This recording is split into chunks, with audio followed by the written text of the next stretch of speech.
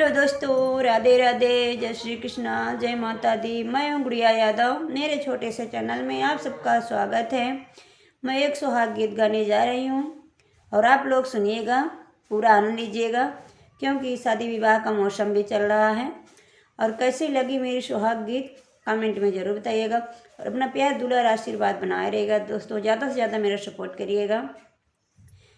अरे ओरिया के तीरे तीरे फिराए रे ग्वालिनिया,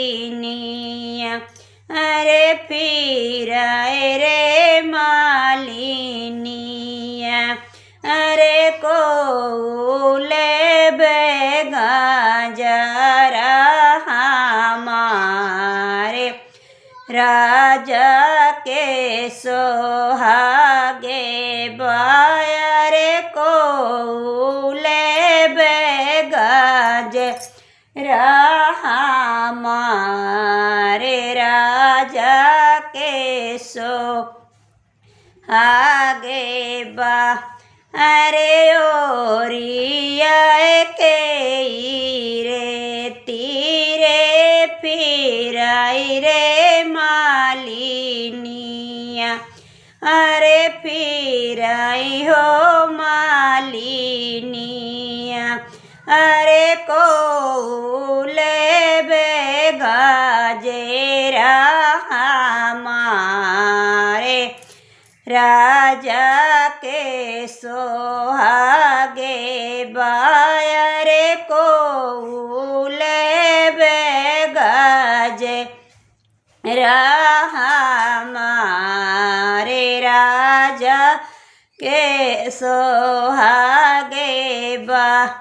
अरे आपने महालिया से बोला हो दूल्हे रुआ, अरे बोलाई हो दूल्हे रुआ, अरे हमारे भाई गंजेड़ा तुम्हारे राजा के सोहागे बायरे हमारे भाई गंजा हरा तुम्हारे राजा के सोहागे बा।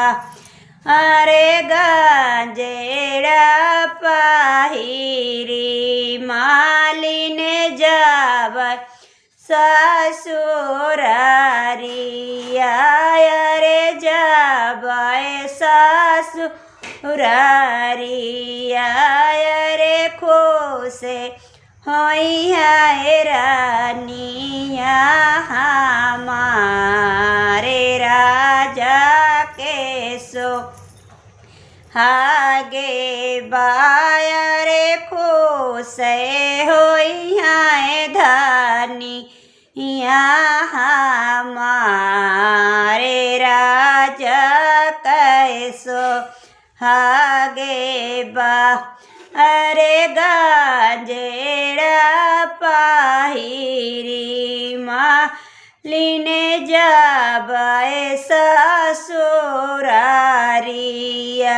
अरे जाबाए ससुरारिया, अरे खुशे होई है रानिया हमारे राजा का सोहागे बायरे खुशे होई है रानिया हमारे राजा का सोहागे बा। अरे गंजेरा पाहिरे रामा बैठे हाँ घोड़ीला चढ़े बैठे हमारा थे चढ़ी चल लक्ष्मण चली ससुराल राजा के सो हागे बाया रे चला लक्ष्मण चली ससुराले राजा के सो हागे बाया रे गांजेरा पाहिरी रामा भाए तैया रे बा अरे राथे मासा बारे भाई चला लक्ष्मण चली ससुराले राजा के सोहागे बाया रे चला लक्ष्मण चली ससुराले राजा के सोहागे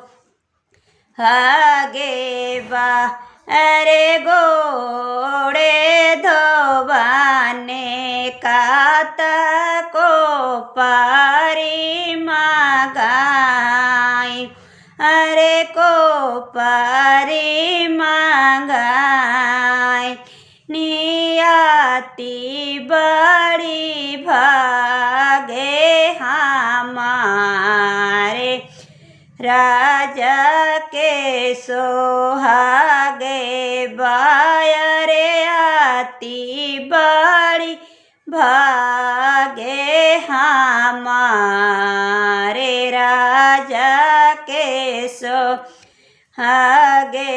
बा अरे ओरिया के रे तीरे फिर हो मालिनिया रे फिराई हो मालिनिया रे को लेते गांजेरा हमारे राजा के सोहागे बाया रे को लेते गांजे